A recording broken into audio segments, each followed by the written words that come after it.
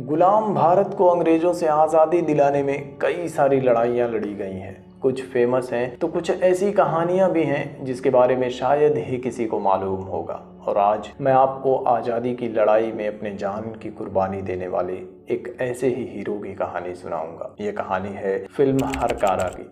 Modern day में इस कहानी की शुरुआत पहाड़ और जंगलों के बीच इंडिया पोस्ट के एक डाक घर से शुरू होती है और हम देखते हैं डाकिया काली वेंकट को। आधी रात को एक औरत पोस्ट ऑफिस पर आती है। वो काली से अपने खाते में जमा किया हुआ पैसा मांगने लगती है। काली उससे कहता है कि पोस्ट ऑफिस सुबह 9 बजे खुलेगा, तब आकर पैसे लेकर जाना। लेकिन वो औरत कहती है कि मुझे बहुत इमरजेंसी में 500 रुपए की ज़रूरत है। काली उसके पासबुक को चेक करके बताता है कि तुम्हारे अकाउंट में तो सिर्फ 250 रुपए ही जमा है, मैं 500 कैसे दे सकता हूँ। लेकिन पास में सोया हुआ एक बूढ़ा आदमी उससे कहता है कि दे दो, ये तुम्हारा पैसा लेकर कहीं भाग तो नहीं जाएगी। काली पैसा निकाल कर गिनने लगता है, लेकिन इसी बीच में वो औरत काली के हाथ से पैसा छीनकर भाग जाती है। अगली सुबह काली पहाड़ी के बीच जंगल में जाता है, तब जाकर उसे नेटवर्क सिग्नल मिलता है और काली अपने हेड ऑफिस में कॉल करता है और अपने बॉस से कहता है कि ये जगह ठीक नहीं है,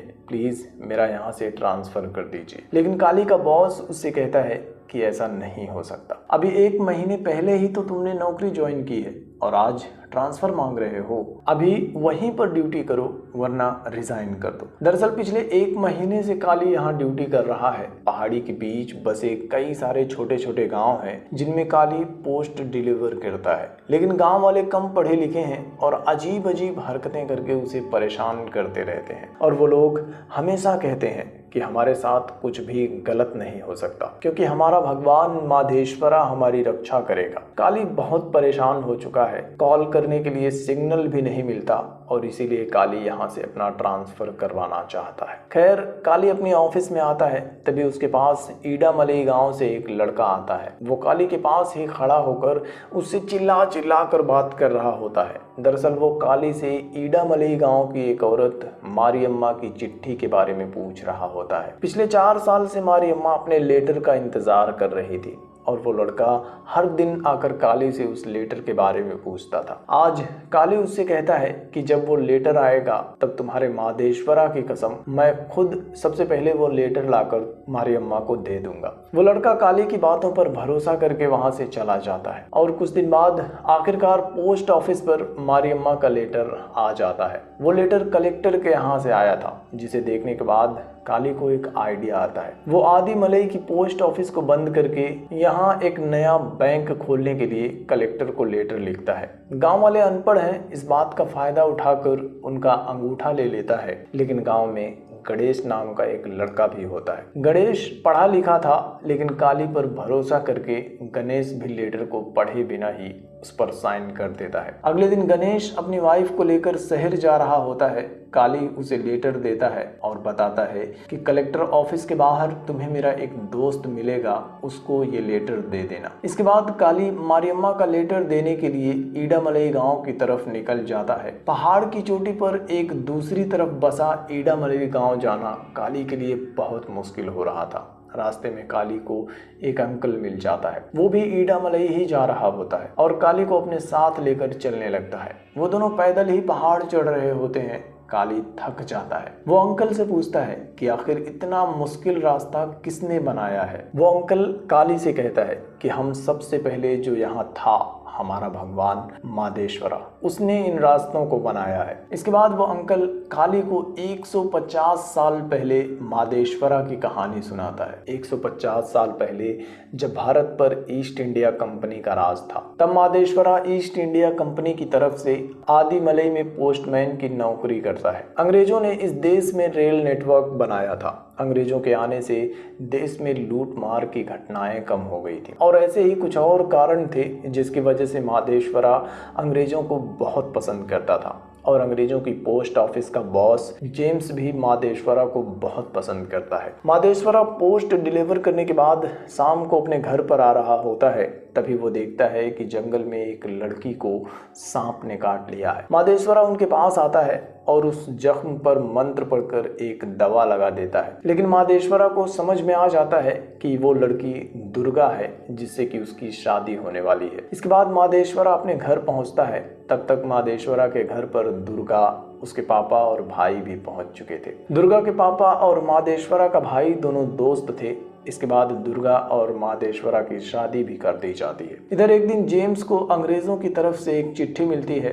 दरअसल अंग्रेजों की तरफ से 2 इंजीनियर ईसन मलई के इलाके में रिसर्च करने के लिए आए थे और उन दोनों ने अपनी रिसर्च में कुछ इंपॉर्टेंट चीजों के बारे में पता लगाया था। लेकिन कुछ दिनों से अंग्रेजों का उनसे संपर्क नहीं हो पा रहा था। चिट्ठी में जेम्स को उसके सीनियर्स ने उन दोनों साइंटिस्ट और उनकी रिसर्च डॉक्यूमेंट्स के बारे में पता लगाने को कहा था। जेम्स के कहने पर कंगानी नाम का एक आदमी कीलामलई गांव से एक आदमी को पकड़ लेता है और उसके नाभि में एक कीड़ा बांधकर उसे टॉर्चर करता है और उससे पूछता है कि आखिर वो दोनों साइंटिस्ट कहाँ हैं। उस आदमी को कुछ भी मालूम नहीं था। वो तड़पते हुए कंगानी को बताता है कि वो दोनों आदिमलई गांव की तरफ गए थे। उसके बाद क्या हुआ मुझे नहीं पता। इसके बाद कंगानी आदिमलई गांव के 2 लोगों को पकड़कर जेम्स के पास लेकर आता है। वो दोनों जेम्स को बताते हैं कि दोनों साइंटिस्ट गांव वालों के मना करने के बाद भी जंगल में शिकार खेलने के लिए चले गए थे और कभी वापस ही नहीं आए। लेकिन उनका सारा सामान अब भी आदिमलई गांव के बंगले में पड़ा हुआ है। जेम्स के कहने पर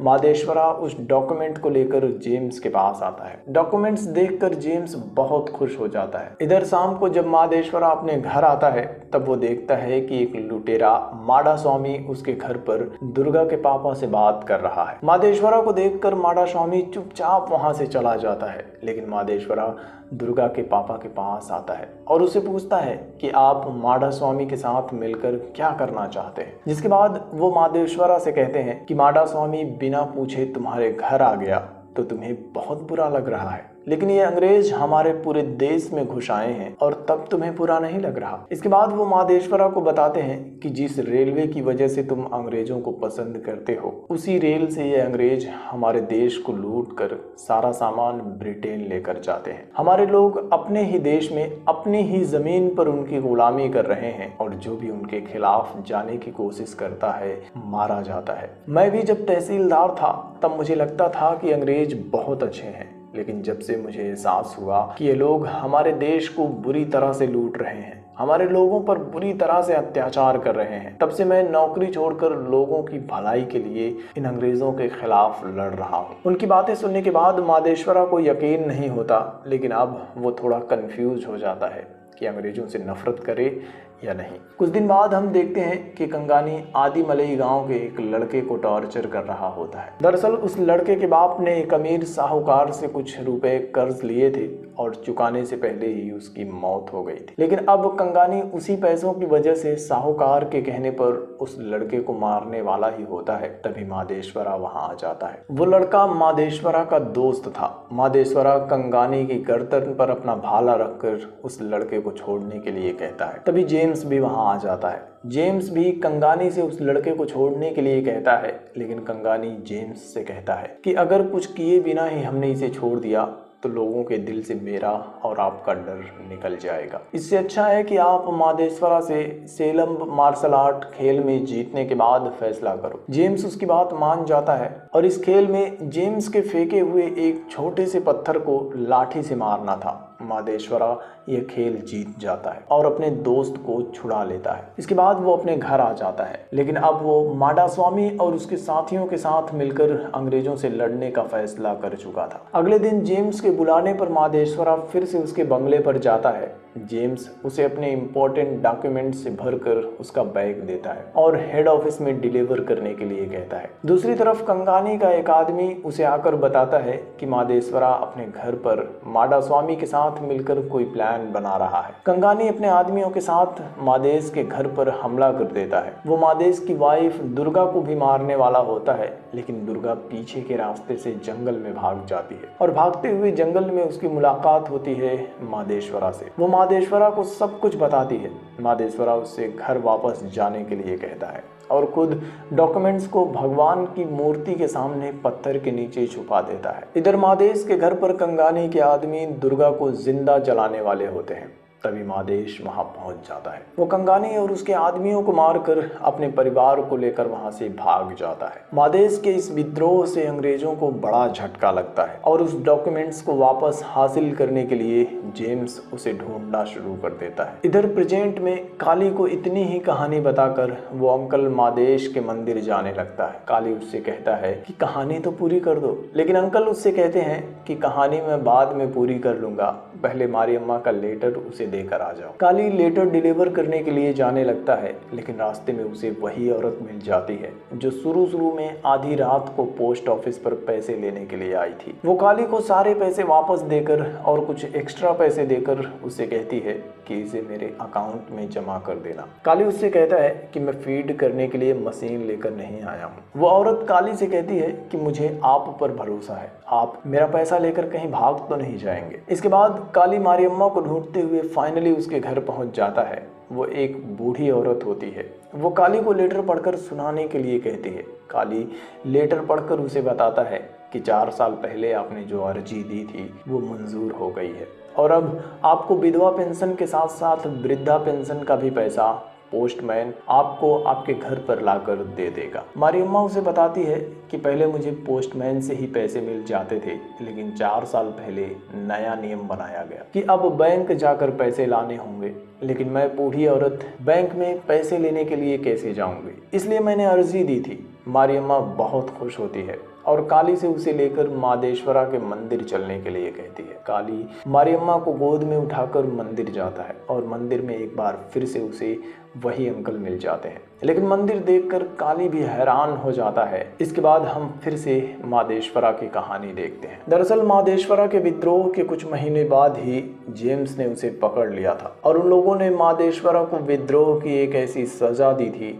जिसे सुनकर रूह भी कांप जाए। उन लोगों ने मादेश को एक नुकीले खंबे पर बिठाकर बांध दिया था और धीरे धीरे वो नुकीला खंबा मादेश के नीचे से घुसकर कंधों को चीरता हुआ बाहर निकल गया था। कई दिनों तक चीखने तड़पने के बाद भी मादेश ने अंग्रेजों को उनके डॉक्यूमेंट्स के बारे में नहीं बताया और शहीद हो गया था और उस शहीद की लाश को गिद्ध खा गए थे। आज प्रेजेंट में आसपास के गांव वाले उसी खंबे के पास मादेश की याद में उसकी पूजा करते हैं, दिया जलाते हैं। मादेश की यह कहानी सुनने के बाद काली वापस पोस्ट ऑफिस पर आता है, लेकिन अब उसे एक पोस्टमैन की कुर्बानियों का अंदाजा हो चुका था। एक पोस्टमैन की जॉब सिर्फ जॉब नहीं, एक भरोसा है, एक इमोशन है और यही वो पोस्ट ऑफिस है जहां मादेश काम करता था। लेकिन काली ने तो इस पोस्ट ऑफिस को बंद करने के लिए कलेक्टर को लेटर भेज दिया था। काली अपनी गलती पर पछताने लगता है, रोने लगता है। तभी गणेश उसके ऑफिस में आता है। उसने कलेक्टर के ऑफिस में लेटर दिया ही नहीं था क्योंकि काली ने गलती से उस लेटर पर गलत एड्रेस लिख दिया था। यह देखकर काली बहुत खुश हो जाता है और अगली सुबह हम देखते हैं कि आज काली अपने पोस्टमैन की जॉब से बहुत खुश होता है और खुशी खुशी गांव में पोस्ट डिलीवर करने के लिए जाता है। इसके साथ ही यह फिल्म यहीं पर खत्म हो जाती है। लेकिन अंग्रेजों के जुल्म की एक और ही ऐसी कहानी सुनने के लिए आप राइट साइड वाली वीडियो देख सकते हो। Thank you.